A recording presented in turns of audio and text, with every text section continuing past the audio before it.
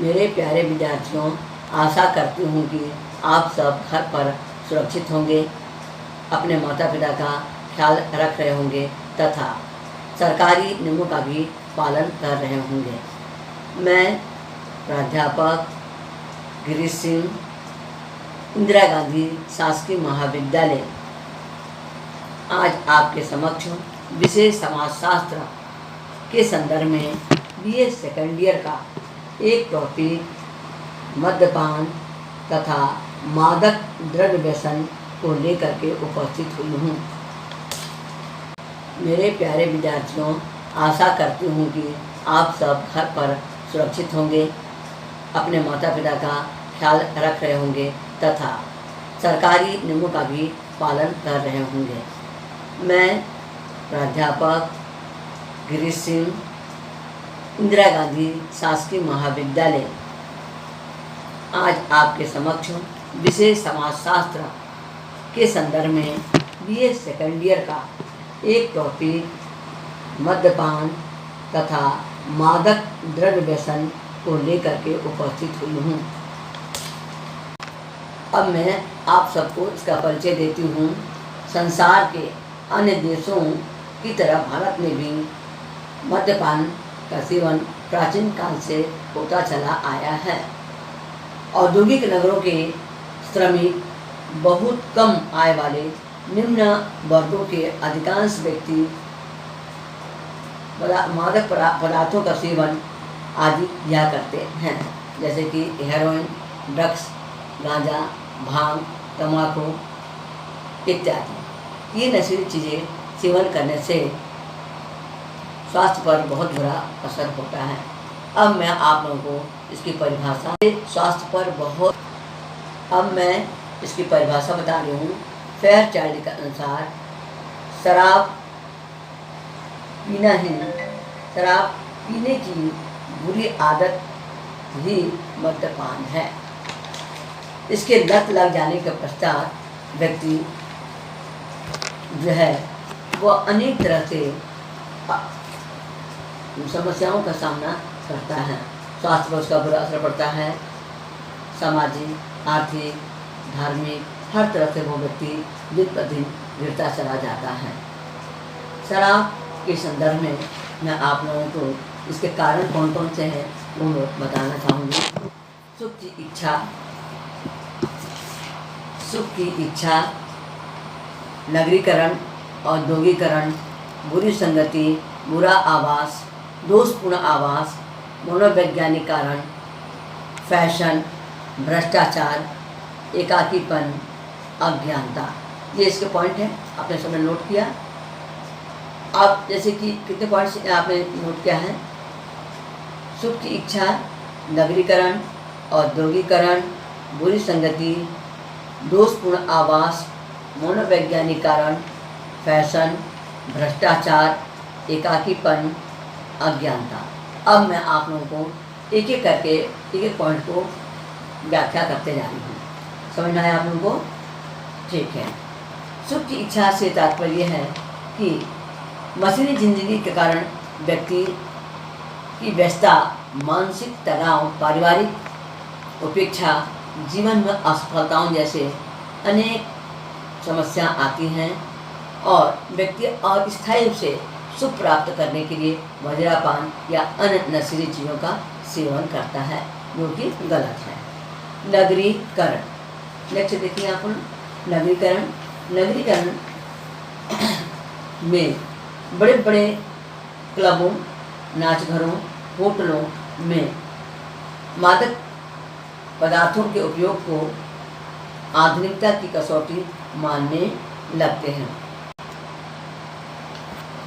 नगरीकरण में दिखावटी संबंध अधिक देखने को मिलता है।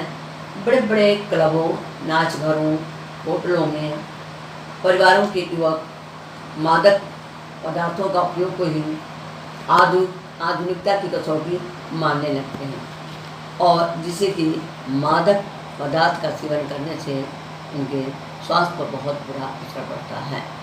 नेक्स्ट हम देखेंगे दोषपूर्ण संगति, बुरी संगति, जैसे कि शराब है या फिर आपका इन सब की संगति में आकर के बच्चा या व्यक्ति बिगड़ता चला जाता है। ये जो है उसके आदतों को मतलब वो बुरी आदतों को ग्रहण करता है और जिससे कि वह दिन पर दिन गिरने लगता है। दोषपूर्ण आवास, गंदी बस्तियों में रहने वाले लोग, ग्रामीण लोग दोषपूर्ण आवास के कारण अक्सर किसी न किसी तरीके से नशा आरंभ कर ही देते हैं, जिसका प्रभाव बच्चों पर या अन्य परिवारों पे बहुत अधिक गहरा प्रभाव पड़ता है, जो नहीं होना चाहिए। प्रतिकूल मनोवैज्ञानिक कारण, मनोवैज्ञानिक कारण से तात्पर्य होता है कि इसमें सभी साथियों के साथ या बुरी लत होने की वजह से हेरोइन, ड्रग्स, गांजा, सिगरेट, तंबाकू आदि का सेवन करने से उनके मानसिक स्थिति बहुत ही बुरी होती चली जाती है।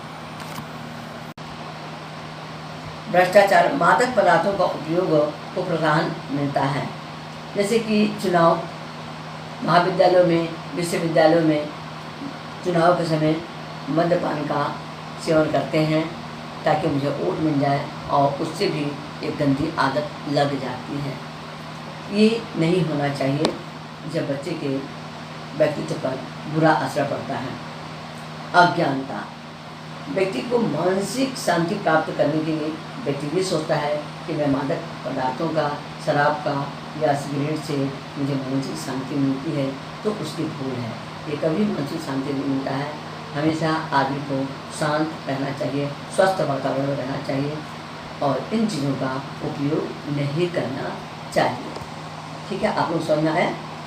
आगे बढ़े। अब हम देखें क्या देखा कि इसके मद्यपान के दुष्परिणाम आप लिखिए। आप लोग पहला पॉइंट, स्वास्थ्य पर प्रतिकूल प्रभाव लिखिए। व्यक्तिगत विघटन, पारिवारिक विघटन, सामाजिक विघटन और अपराधी व्यवहार में बढ़ोतरी, निर्धनता, बेरोजगारी, नैतिक मूल्यों का हरासमेंट।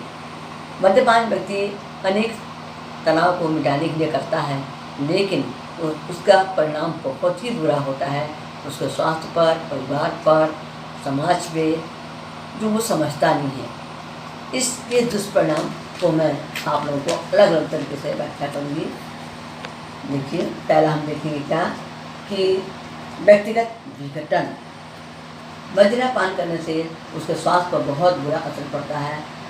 हार्ट का प्रॉब्लम, तंदुरुस्ती का प्रॉब्लम, लिवर सिरोसिस या पेट में दर्द, गर्दन में मरोड़, ये सब होता है, जिसकी वजह से वह व्यक्तिगत विघटन के साथ साथ पारिवारिक विघटन होता है, सामाजिक विघटन होता है। उसका समाज में कोई सम्मान या स्थान नहीं होता है, जिसकी वजह से वो घर की स्थिति बुरी बिगड़ते चल जाती है और जिसका प्रभाव उसके बच्चे पे, पत्नी पे पड़ता है और दिन पर दिन वह निर्धन, गरीब होता चला जाता है। न ही उनको कोई रोजगार मिलता है, न ही कोई व्यवसाय मिलता है और उनकी स्थिति बहुत ही दयनीय, निम्नहीन हो जाता है। कभी भी मदिरापान नहीं करना चाहिए। इससे नैतिक मूल्यों में भी हरासमेंट होता है। उसके जो सम्मान समाज में मिलना चाहिए वो नहीं मिलता है। व्यक्ति का परिवार टूट जाता है, घर जाता है, तलाक की नौबत आती है, विवाह विच्छेद होता है।